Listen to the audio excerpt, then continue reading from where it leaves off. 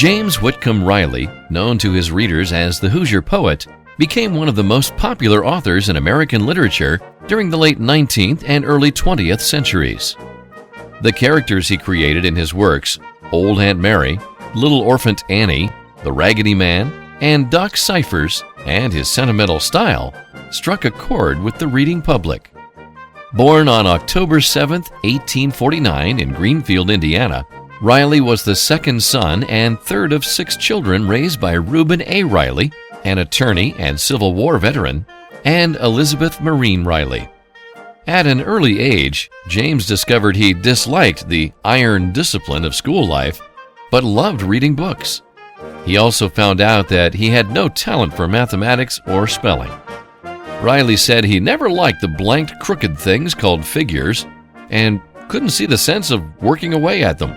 Reuben Riley won acclaim in Greenfield as a political orator, and James often accompanied him on trips to the Hancock County Courthouse. James observed the mannerisms and language of country society. Later in life, he used the countrified dialect he had heard as a boy in his poetry. As a young man, Riley sang, played the guitar and violin, acted in plays, and wrote poetry. His father, however, discouraged his son from writing poems, calling such a venture too visionary. Riley noted that even he doubted if anything would come of the verse writing myself.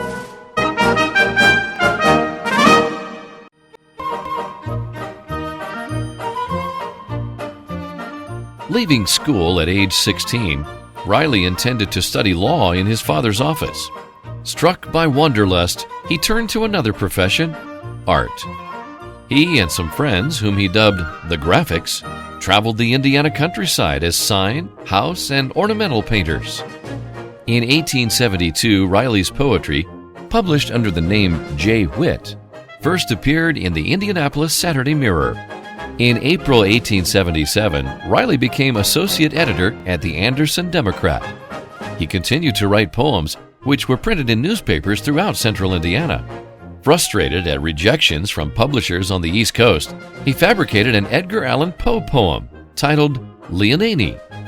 The hoax failed, and Riley lost his job.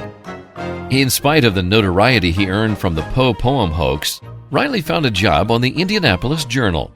There he won acclaim for his poetry, especially When the Frost is on the Pumpkin, part of a series he signed Benjamin F. Johnson of Boone.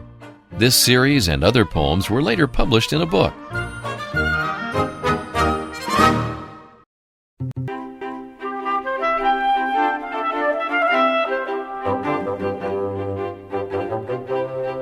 Riley, posing with fellow authors Eugene Field and Bill Nye, promoted his poetry and supplemented his finances by making appearances on the lecture circuit, sometimes performing with Field and Nye. The continual grind of life on the road took its toll on Riley, who complained that he was clean, dead tired, and sick of the whole Bohemian business. During the late 19th and early 20th century, the Hoosier State experienced the golden age of Indiana literature. Hoosiers took pride in Riley's local color poetry, Lew Wallace's historical romances, Ken Hubbard and George Ade's humor, Gene Stratton Porter's nature writings, and Booth Tarkington and Meredith Nicholson's novels. Riley noted that when he first started writing, he struggled to get anybody to publish his work, but with fame won, he had to struggle to keep from overworking myself.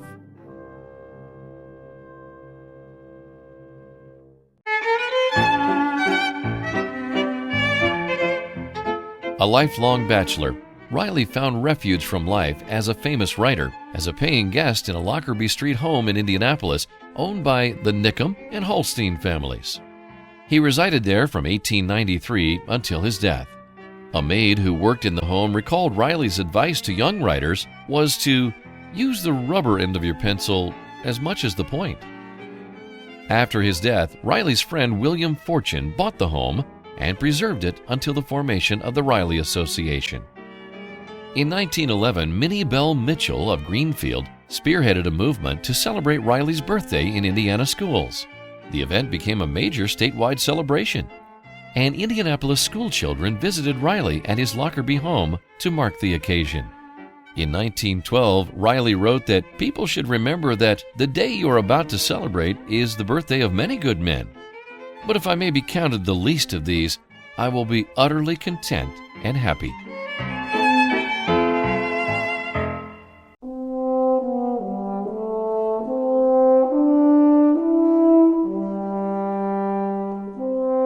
Riley died on July 22, 1916, at the age of 66.